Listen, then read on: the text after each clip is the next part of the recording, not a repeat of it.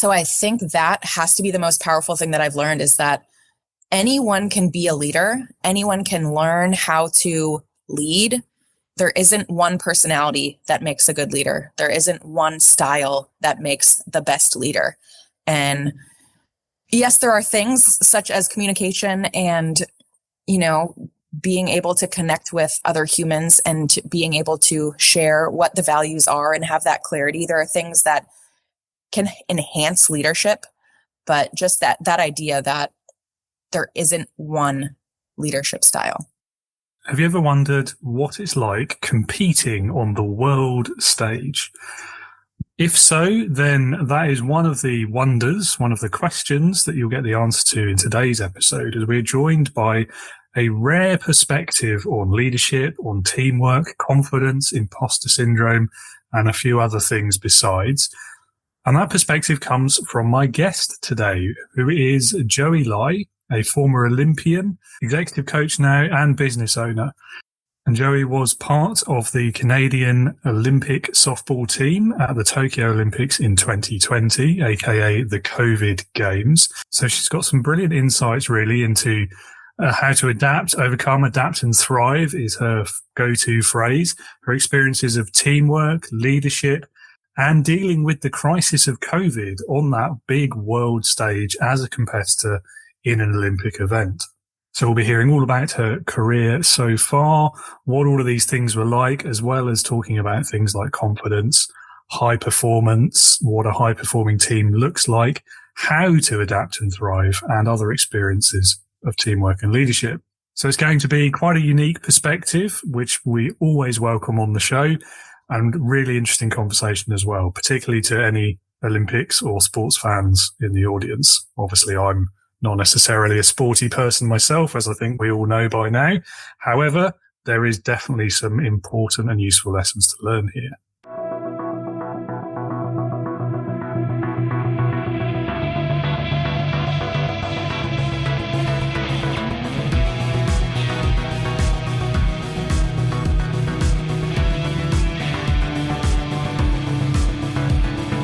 Welcome to the Leading with Integrity podcast.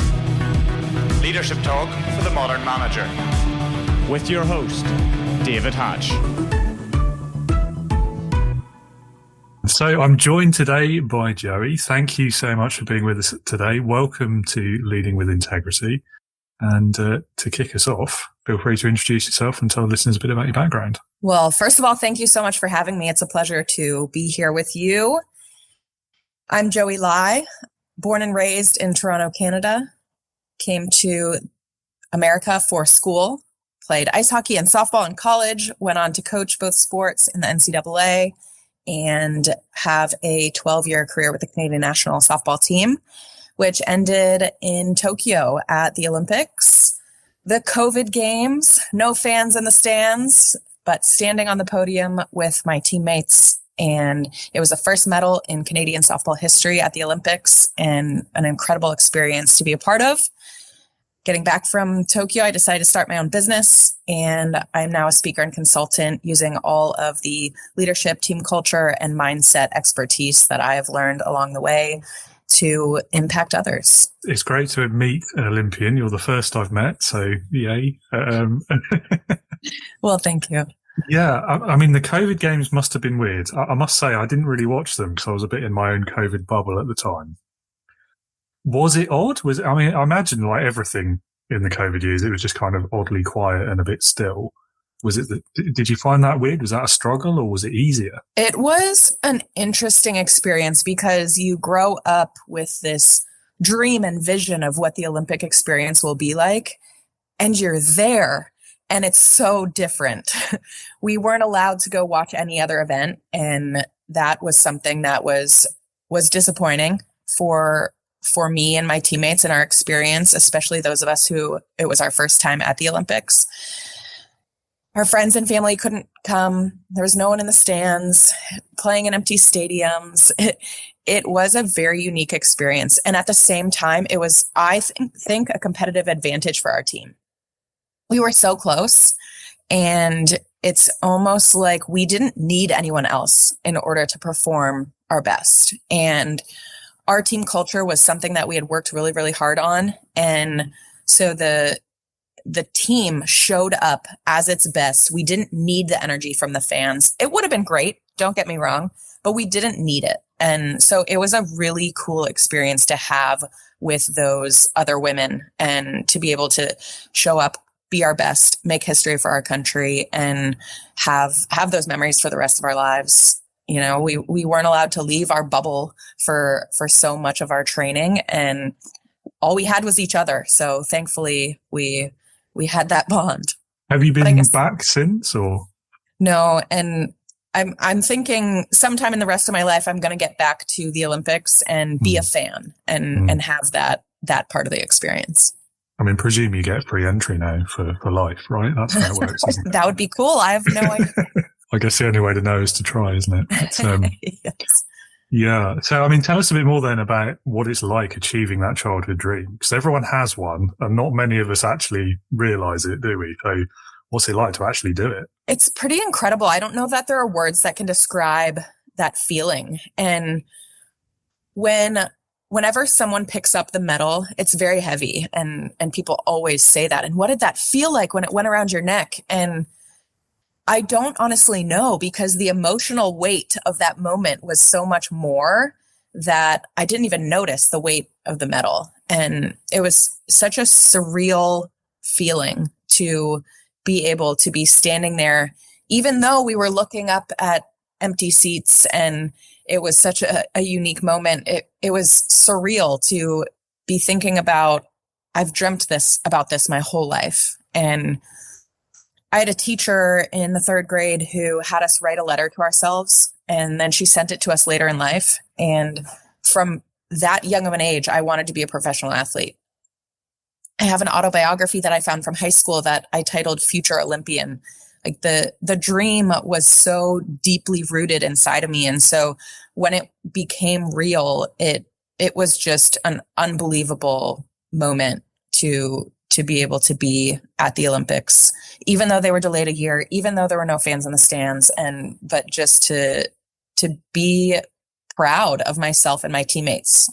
We did it. We achieved our goal of first qualifying and bringing home a medal. I mean, we wanted the gold one, of course, but we were still able to make history for our country. And there are no words to describe how amazing that was. Yeah, I mean, just that childhood dream aspect of it is really interesting to me, I must say. And yeah, I almost envy you for being able to achieve that dream as well. I mean, mine was to be a fighter pilot, and unfortunately the eyesight said no. So I know, right? Anyway, so you have a slogan as well, I know, because I've seen it on your profile, and it is adapt and thrive.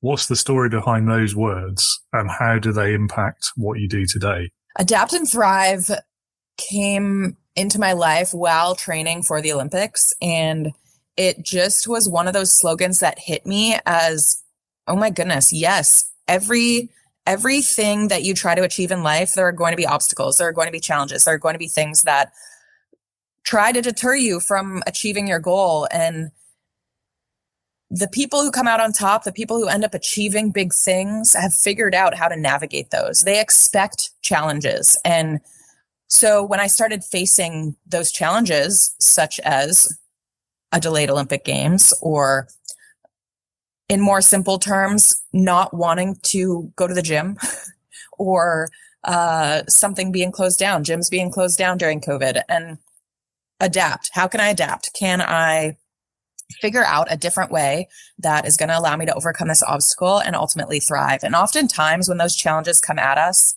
we figure out a solution that was better in the long run anyway. And we do end up thriving and coming out on the other side even better than we were before. And so when I adopted that, it just allowed me to almost be open to challenge. And instead of spiraling in the disappointment that this hard thing was happening, just those simple words allowed me to think a little bit differently, have a new perspective, and navigate that challenge in a whole new way. And so it became my slogan for life and now for my business. And, you know, I set out to help other people adapt and thrive and have that kind of a mindset in their own lives. Yeah, I mean, that's a good point. That hadn't occurred to me, actually, the whole COVID and the closing of gyms. That must have been quite an adjustment. And particularly in the earlier part of it, because I mean, a lot of people were quite scared of it. You know, we didn't know what to expect. We didn't know what it meant even. And it could be quite stressful just even going to the shops. But when what you do depends on being able to go to places like the gym or the track, I guess, and similar things. And they're all suddenly closed. Yeah. And I suppose as well, the year's delay must have had a massive impact on mindset. Yes, absolutely. Waking up every morning and seeing another new article about how the Olympics were going to be canceled altogether, and still getting out of bed and with the same intent, getting the work done and training as though they were going to happen, because what if they did? Mm. And I wasn't ready. That would have been the biggest regret of my life. And so our team actually came out better. You know, I talked about how oftentimes when we face those challenges, we figure out ways to be even better. When our team walked away from training together, we said, see you in 10 days. And it was 10 months later that we came back together. And we were so much better. Every single person on that roster got so much better during the year delay. It was insane. It was eye-opening. It was mind-blowing how much better we got. And so we did adapt and thrive through that time and figure out how to navigate the gym closures and how to navigate training during that time. And it's a pretty incredible thing to think about. Yeah, I mean, the what ifs they're always interesting, but not always useful, I find. But it does make you wonder, doesn't it? Like, if COVID hadn't happened, maybe that's why you managed to get as far as you did. Maybe you wouldn't have done it otherwise. And yeah, I think that's a nice way of reframing it, isn't it? Yes, yes. Yeah. And I think there's quite a lot of businesses as well had a similar kind of experience. Like, it would have been quite a daunting and sudden and unexpected a change over which we had no control. And yeah, I think there's quite a lot of industries even as a whole where actually COVID's turned out to be quite a good thing. Yes. Like, a lot of people are quite upset about remote working still, and all the controversial, the return to the office, all of that sort of thing. I don't like calling it return to work because I feel like that's a bit harsh on people. But yes. Yeah, but I think there's quite a lot of industries actually, they've saved huge cost by not having to have an office anymore.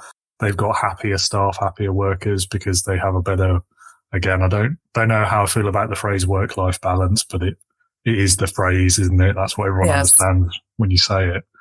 And I do think it can be a competitive advantage now.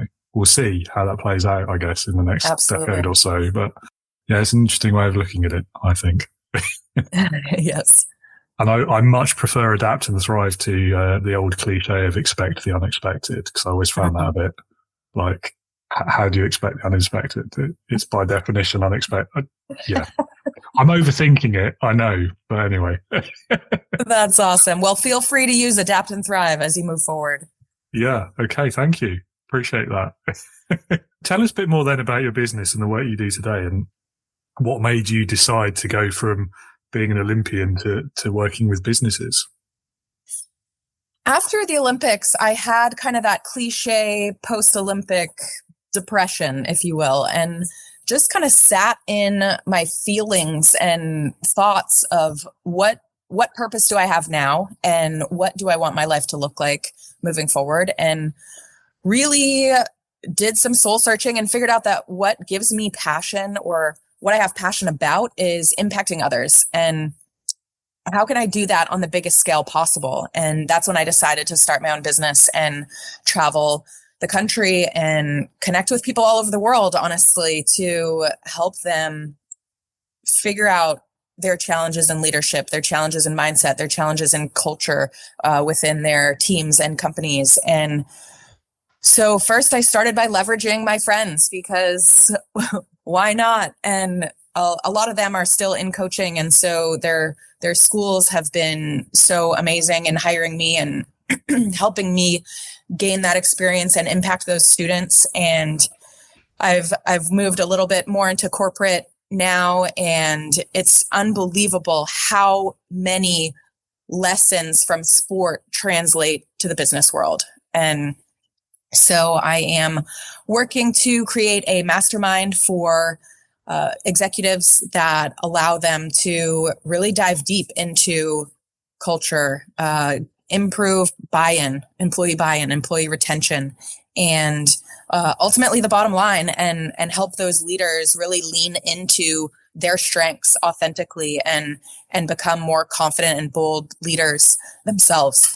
So there are a lot of different, I think, avenues I can take my business. I'm still pretty new, and I'm excited about all of them right now, impacting leaders in the business world, impacting leaders in the sport world, impacting teams, and helping people build that culture. This might be an unfair assumption on my part, but I feel like particularly with a team sport, there's massive lessons, and I can see how that relates to the business, because it's got to be, the successful one. It's about high performing teams ultimately. Yes, absolutely. And I feel like that's more relevant than, say, a lone sport where you're not part of a team. Maybe that, as I say, is an unfair assumption, but I think having been only a part of team sports, in my experience, I can't really speak to how different it would be on a single athlete venture. But you're right. The communication you have to have, the teamwork, the understanding of other people and how different we all are and operate and communicate, and to get everyone to buy into a common goal and to work towards that common goal, and to understand how important their role is, even though it might not be the role they want at that moment. And so, yes, there are many, many nuances in team sports that I think can directly relate and impact to the office. And what do you think it is that is the key to a successful collaboration in a team environment? I think where being in an environment where every single person feels as though they are contributing, and there's clarity in their role, what's expected from them, and in how to communicate among one another. I think the most common thing I see or hear from businesses and from teams is there's a lack of clarity. We have values. We know what our values are. What do those values actually look like in action? And can we define those so specifically that we know exactly what it looks like? Yes, I like that, I must say, and something that I hear fairly frequently from quite a few of very similar people in terms of their career choices. Not the Olympian bit anyway, but it's about, when you talk about values, it's, can you explain, I don't know, say the last decision you made in terms of your values and how the values inform that decision. And if you can't do that, then either you made the decision wrong in the nicest possible way, or your values aren't a correct reflection of your business and the way you conduct it. And I think that's quite an interesting way of connecting the two things. And I think it's a helpful exercise to go through as well, because it forces you to live those values or change them so that they reflect what you're doing. Absolutely. If you're constantly making decisions that don't align with those values, then maybe they're the wrong values to have. Absolutely. Yeah. And it also, I think, prevents or helps you avoid the trap of the values as a marketing exercise versus an actual meaningful part of your business. Absolutely. In terms of the C-suite, the executives that you work with, what is your dream for those people? I have so many dreams for those people, but I think if I had to choose just one, it would be that they walk away from having worked with me understanding fully how powerful they are, how much amazing strengths they have, and how to leverage those strengths. What are those strengths, and how do I leverage them to get the absolute best out of me? And I think so often in life, we are told to really work on our weaknesses. And my philosophy is figure out what your strengths are, leverage those, and what your weaknesses are. There are other people around you who have those strengths, who have passion around those things. And so delegate those things and allow those people to lean into their strengths and lean into their passions. And so I think for those executives to really have a good, strong understanding of who they are, what they bring to the table, how to leverage those things and get the most out of their employees, and ultimately have more enjoyment out of what they're doing. Yeah, I love that. That's a great point. I think we're so often told, aren't we? And we've all sat in those personal development interviews of like, what are your weaknesses? What do you need to work on? So no. It's important to know what they are, But that doesn't mean I'm going to spend my life trying to improve those. It's better to lean into the strengths and what you're good at. And as you say, like, there's other people who will be good at the things you're not good at. Yes. And that's part of a team, isn't it? Absolutely. And I think that speaks as well to imposter syndrome a little bit and understanding what your strengths are. Because, I mean, there's so many people, even at like senior executive level, who've had like really successful careers that you'd never expect from the outside to suffer with something like imposter syndrome. And yet I think pretty much everyone does at some point or another. Absolutely. Imposter syndrome is real. I would say for maybe about 11 of my 12 years with the national team, I was just looking over my shoulder, waiting for them to find out that I didn't belong to be there. I didn't belong there. And, yeah, it is real. And that is one thing that I try to be really open about too, is, you know, people often meet me for the first time or have gotten to know me, you know, post Olympic life. And they're like, wow, you must have just been confident your whole life. I'm like, no, actually, I work on that every single day. And I've struggled with imposter syndrome and I've struggled with a lack of confidence. And here are some tools to help in that area. And please know it is normal to struggle with those things. Yeah, confidence is another common one, isn't it? I think, again, this might be an unfair assumption, but I think in my experience with confidence, it's not easy, but it's fairly straightforward to deal with that. It's, you know, it's things like practice makes perfect. I can try out all the cliches now if you like, but it's competence, isn't it? You know, you get good at something and that breeds confidence. So that it's not easy always, but it's fairly straightforward. I don't want to say simple, but it's fairly straightforward. Imposter syndrome is way more challenging to deal with though. So, I mean, how did you cope with it, if you don't mind sharing? Yeah, I think one of the most important things for me was having a really strong support network and having, particularly my wife, you know, having a person outside of my situation that I could call in moments when I just needed that person to say, you know, you're going to be fine. You know this about yourself. Here we go. And just to be that voice, because sometimes that voice inside of our head is, we're losing to the negative voice in moments. And so sometimes we just need that extra boost. And so I think for me, knowing myself well enough that there were going to be moments that I needed that outside voice from an outside person to convince myself to get back to that positive voice in my own head.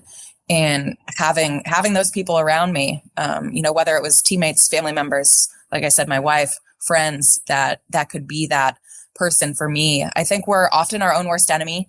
We are harder on ourselves than anybody else. And so if we can have a strong support system around us that can step in those moments where we can't be that person for ourselves, then we're going to have that safety net and be able to bounce back a lot more effectively. And it obviously worked. Yes. So, Yes. Yeah, that's a pretty great reference there, isn't it? So, yeah, interesting. Okay, so we've talked a bit about, I mean, we kind of covered confidence, but perhaps you'd like to talk a bit more about how you built your confidence and how you managed to then go and perform on what is, in a lot of respects, it is the biggest stage in the world, isn't it? The Olympics. I mean, I don't know the actual figures, but I assume it is. We'll go with that. Yeah. And yeah, I think confidence, in my mind, there are 4 pillars that make confidence, and it's ourself, other people, our past success, and our preparation. So we can put in the work and prepare, and that builds success. We can look back and remember all the times that we've done this before and been successful, and that's going to build confidence for us. We can lean on others and have others build us up, and that gives us some confidence. And the most important one in my mind is ourself, because in the moment when we are literally stepping up to the plate on international television and it's a pressure-filled situation, we are the only thing we can control in that moment, and the only thing we can pull our confidence from in that moment. And so what I did in order to be able to perform on that stage was work on myself, work on my mindset, do breath work away from the field, practice my self-talk, have solidified routines that I practiced in practice and pulled into games, and set myself up through all of these steps and all of these small things that I did every day in order to be able to be in the moment and trust myself and be there for myself. One of the strategies I used was years leading up to Tokyo to practice bringing my heart rate down, to practice releasing the tension from my shoulders, to practice breathing deeply through that anxiety and putting myself in a place. I literally would be sitting on the airplane in the air, in the turbulence, and thinking to myself, could I have an at bat right now? And getting myself to a space where I could. And so that practice of working through those other moments of anxiety allowed me to step onto the field in a big moment, in a pressure-filled situation where my heart was pounding, and bring myself back down to earth and be able to perform. So a lot of different strategies outside of the field that, ultimately lead to that moment of being able to perform. I know we've already talked about this, and I guess you don't have anything to compare it to, but do you think it would have been more or less stressful if there was an audience there as well? Honestly, I don't know that it would have mattered, because our team we'd played in full stadiums, we'd played in empty stadiums leading up to the games, just very different environments. And I think, I would often practice with crowd noise going on, just like on a YouTube video on my phone, and put myself in those situations, even in training environments. And it ultimately comes down to the focus in the moment. And so I don't know that it would have impacted our performance in one way or another. Fair enough. So a double-barreled question for you now. What was the best thing about being in the Olympics, and what's your favorite thing about what you do now? The best thing about being in the Olympics was thinking about all of the young girls who play softball and can now see us on that stage and turn the TV and see that they could have a dream too. And I don't know, when I was young, there wasn't softball on TV. And, ultimately my dream was to be in the NHL, to play hockey with the men, because that's what I watched on TV. That's all I knew. And so just really reflecting on how impactful for softball it was to be back on that stage, and how impactful it is for this next generation of softball players to have visible Olympians and visible softball on TV and be able to dream that dream and see themselves on that stage in the future. So I think that is really, most of us on the team were reflecting and thinking about how amazing it was for the game to be there, and how amazing it was for the next generation of kids, and how much we would have loved to be able to watch all the softball that's on TV right now and meet so many Olympians and be inspired by them to enhance those dreams. And then now, I think what I really love now about what I'm doing is how many people I'm getting to meet, and the incredible stories that I'm hearing from people. And often, comparison is such a real thing.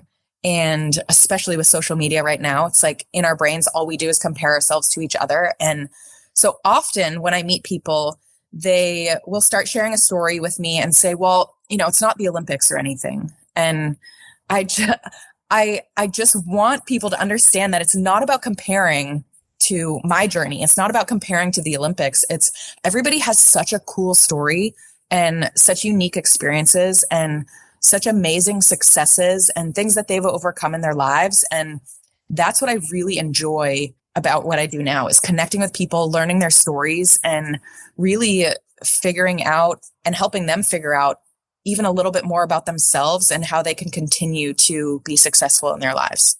Yeah. Okay, let's talk a bit more about leadership then. So I've got a few questions for you on this one.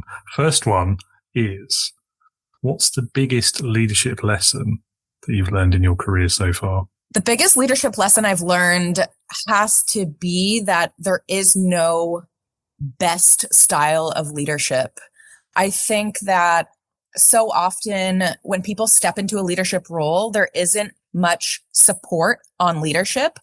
And so what the default is to think about, what is leadership? Who has been a good leader in my life, and what have they been like? And can I emulate that? When leaders are authentic, when they lean into who they are and what their strengths are and leverage those, that's when we see incredible things happen. And so I think that has to be the most powerful thing that I've learned, is that anyone can be a leader. Anyone can learn how to lead. There isn't one personality that makes a good leader. There isn't one style that makes the best leader. And yes, there are things such as communication and, being able to connect with other humans and being able to share what the values are and have that clarity. There are things that can enhance leadership, but just that idea that there isn't one leadership style. I agree with you. I think context is one of the most crucial aspects, I think, of successful leadership, is being able to flex to the circumstance, to the individuals that you're dealing with. At the same time, there might be no one way of doing it. There's definitely several ways of not doing it. Yes. And we talked a bit earlier, didn't we, about the return to office? And that for me is one of the way a lot of leaders are handling that. It represents one of those ways of not doing it. It's that autocratic approach, that sort of, I'm in charge, I set the rules, like it or lump it, my way or the highway, and other well-known phrases. And I do think that is quite damaging to your ability to lead in the future, because people won't trust you as much. They're not going to work as hard for you if you don't respect their wishes, their thoughts, their opinions as much as your own, if not more. But yeah, definitely with you there. Yes. And one thing actually popped into my mind as you were saying that, something that I heard from, I think from a TEDx or a video on YouTube, was when people weigh in, they're more likely to buy in. And it's such a simple phrase around what you were just talking about, the difference between a leader making a choice and saying, this is what you're doing, whether you like it or not, versus allowing people to share their opinion and share their thoughts. And even if you ultimately make the same decision, because those people have been able to voice theirs and been a part of the decision-making process, they're more likely to buy in, even if they didn't want the result that came. Yes, definitely. And I mean, we hear that a lot when we're looking at change management and, addressing challenges or difficulties that come up. And I think it's very much, I've certainly seen that. I'm sure you have as well, but people will be more open to the change or whatever it is if they feel like they're the ones doing it, as opposed to someone else is doing it to them. And Absolutely. I think that's exactly what you're saying, isn't it? Yeah. Yes. Okay, so opposite question then. What's the biggest mistake that a leader can make, in your opinion? The biggest mistake, I think, is a complete lack of transparency. I think most of the time when there are problems within an organization, it is because somebody doesn't have a piece of information that they've filled in the missing pieces with negativity. I think that's our default when we don't have the information, is to fill the holes with negativity, assume the worst, and it creates so many unnecessary issues within teams and organizations. And having a little more clarity, having a little more transparency, and sometimes we're waiting for the right moment as leaders to share the information. And what is the right moment? I think the right moment is now. If we have the information, we can allow those around us to now have more clarity in making decisions moving forward or understanding what is going to happen. So I think transparency would be my number one answer. I like that answer, I have to say. It's one of those things, isn't it, that leaders, it's a trap we fall into. And I think particularly when there's bad news or something's not working, we're like, oh, no, I'm just going to keep that to myself, because if I tell them, they might do something bad or they might leave, and I don't want to take that risk. And I think it's a fundamental misunderstanding of human nature there, isn't there? Because if you tell them nothing, they're immediately going to assume the worst. Yes. And so the outcome you're trying to avoid by not telling them, you're making it happen. Yes, absolutely. It's an irony there, isn't there? Yeah. But yeah, I think, and again, though, it goes back to what we were saying just now. If you involve people, if you keep them informed, if you make them feel like they're part of it instead of it's being done to them, and that's not just about change in this example, is it? It's first of all, they'll be more bought into it, and second of all, they'll work harder, they'll produce better outputs if they know more, it's back to context again. Tell them to go and, I don't know, make that widget, whatever it is. Okay, they might do it. They're not going to put their best effort in though, because they don't understand what it's for, why they're doing it, how that widget fits into the big machine that is being produced by the whole business. Whereas if they do understand that, they're more likely to innovate, find better ways of doing it, do it faster, produce more of them, and so on and so on and so on. Yes, and feel valued. Absolutely, yeah. And all of that, I think, it's cyclical, isn't it? It's kind of self-fulfilling almost. Yes, absolutely. What would you say, or what advice would you give to someone who's promoted to a leadership role for the first time? What's the first thing they should do? I think when leaders are thrown into leadership positions, their first move, if their first move is to connect with everyone around them and gain insight from everyone around them, I think it would provide so much insight for them into how to move forward. I think often when we are promoted into a leadership position, we think, okay, now I'm supposed to have all the answers and I'm going to have all the answers. And even if I don't, I'm going to pretend that I do, and I'm going to look like I'm strong and I know what I'm doing.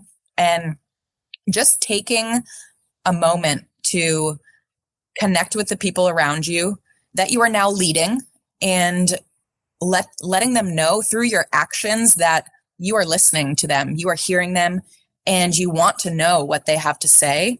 And not only will that inform your next moves, it will also build trust within your organization and allow those people to have faith in you as a leader, and to know that you have their back and you have their best interests in mind, and that they're going to be a part of the process moving forward.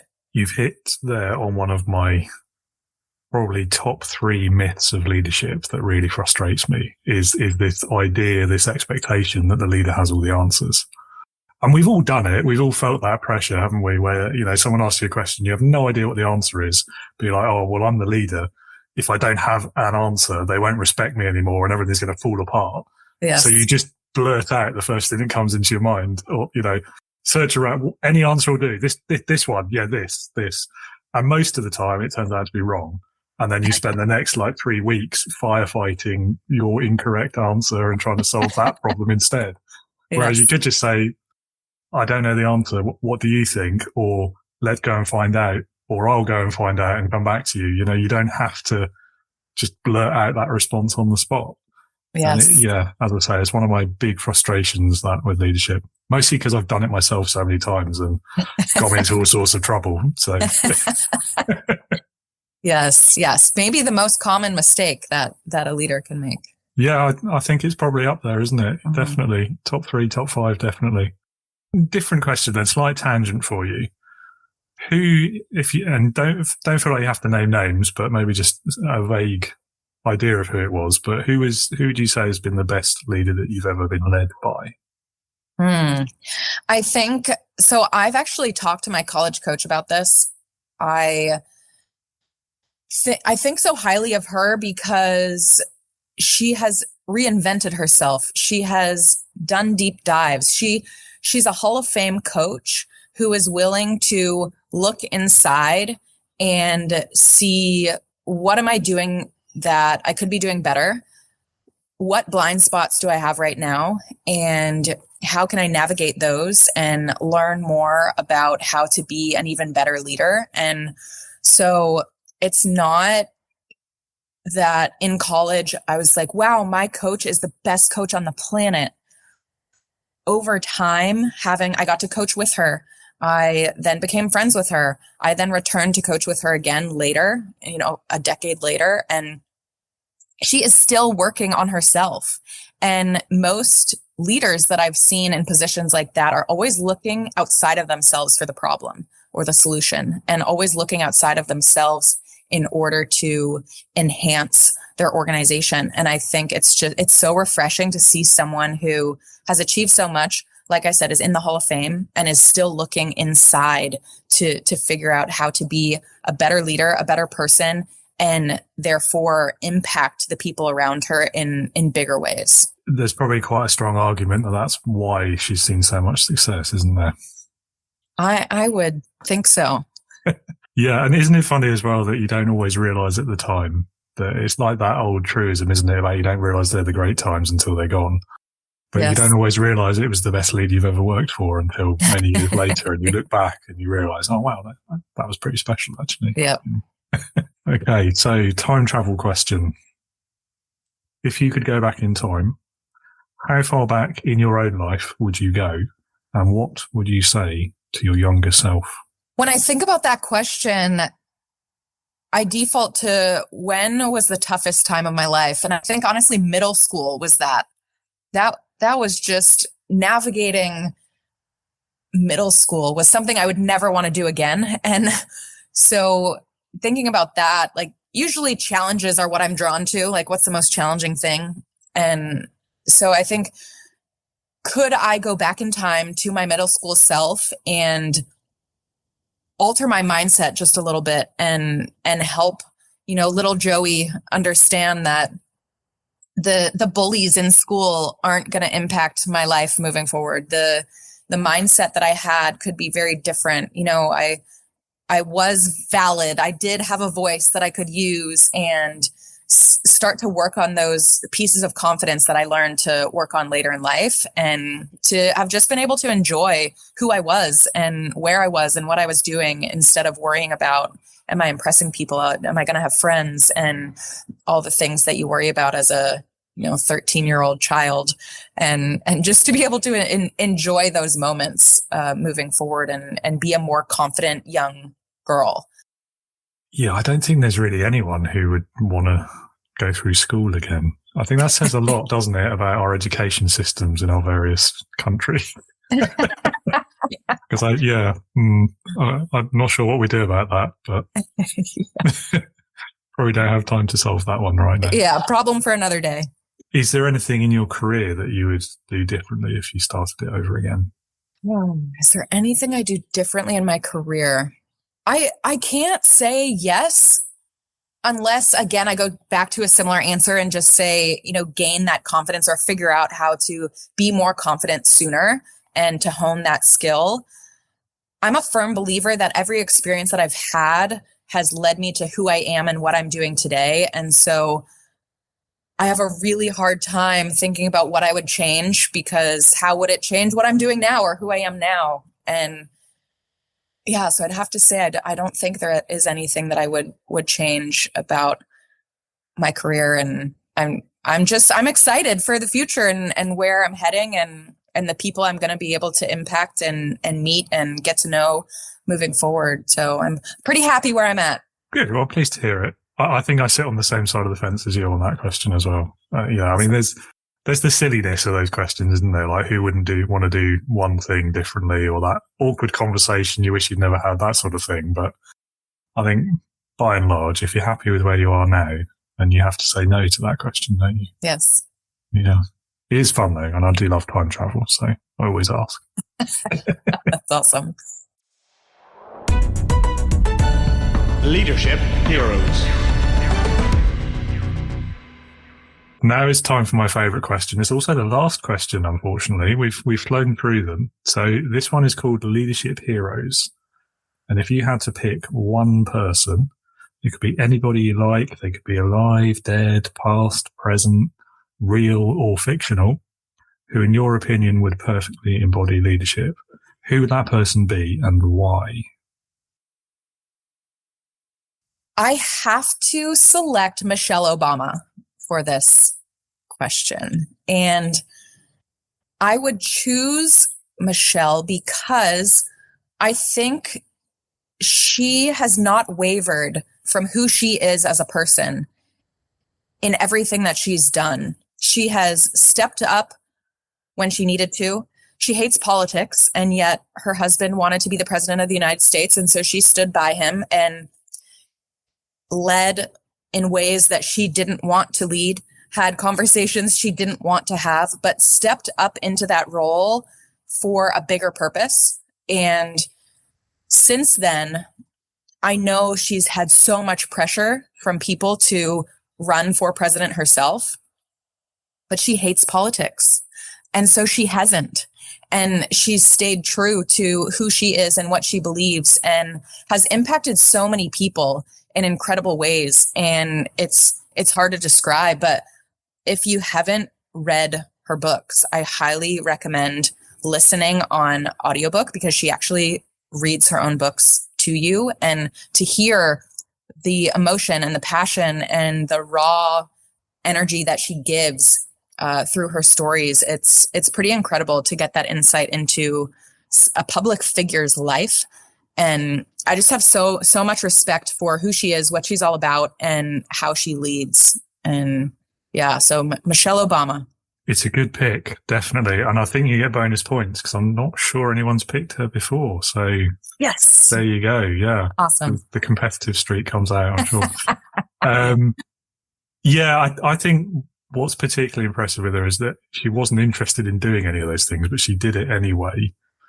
And at the same time faced some pretty horrible criticism from certain parts of her own country. Yes. Yeah, and also totally sympathise with hating politics. Like, yep. but it reminds me, I don't know if you're familiar with Douglas Adams and The Hitchhiker's Guide to the Galaxy.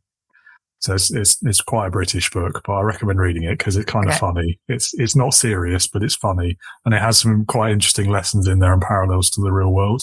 And one of those is about like the highest political office.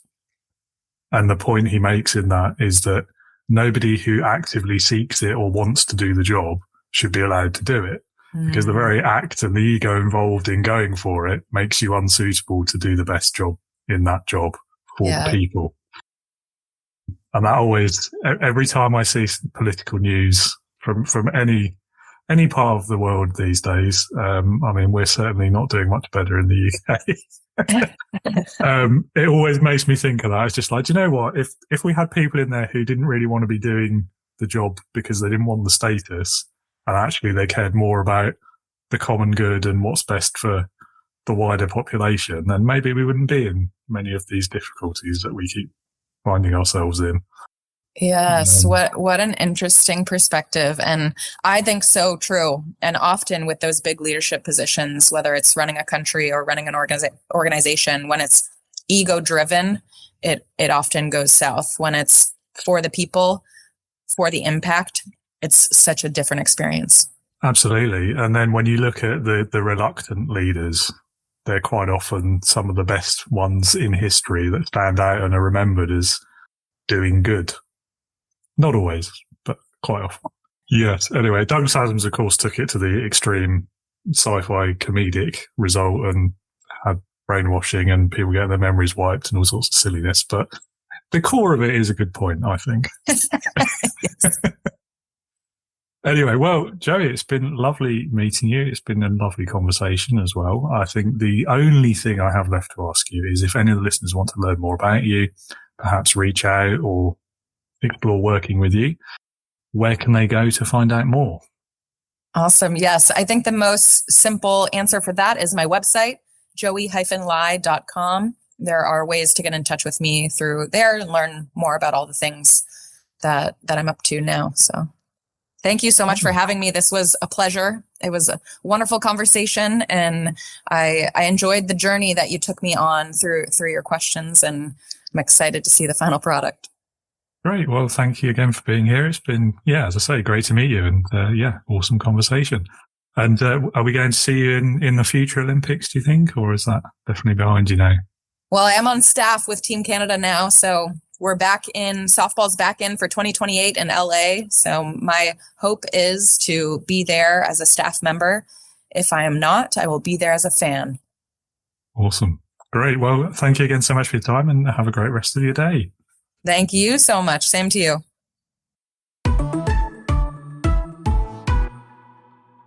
Well, listener, I hope you enjoyed that conversation and were able to pluck a few lessons out of it. Joey, thank you again so much for your time today.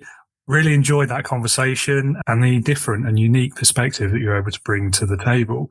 Listener, if you would like to learn more about Joey, perhaps reach out, get in touch. And I always do encourage you, as you know, to click on all of those links in the episode description. Go and learn more. And I'm sure Joey would love to hear from you. Thank you so much for being with us today. Really appreciate every listen, every download. And I hope you'll be with us again next week when I'll be joined by an engagement and retention expert by the name of Clifton Savage. So we'll be talking about more team building ideas, the perils and nuances of recruitment and staff retention, plus how and why you should take a service-first approach to your leadership. And a final thought I'll leave you with before we go today. If you are one of those new leaders, a first-time manager, a first-time founder, or somebody who has been in the business world for a while, but you're starting to grow a team for the first time, and you're hitting some struggles with that, perhaps you're feeling that loneliness and isolation of leadership that we've spoken about a few times on the show. If any of that is the case, or if you're facing other challenges as a leader and you're looking for help, you're looking for support, or perhaps you can see the benefit of community, then good news. As you know by now, if you've listened before, there is such a thing as the Integrity Leaders online leadership community. It works alongside this podcast. It's a membership. It's a monthly, very small monthly fee. Currently, you can get the first 2 months for free. So there's really no risk to joining and seeing what you think. So come along, visit www.leadernotaboss.com and sign up to learn more. That's all from me today. Thank you again so much for listening. I will be back next week. I hope you will be as well. And until then, be a leader, not a boss.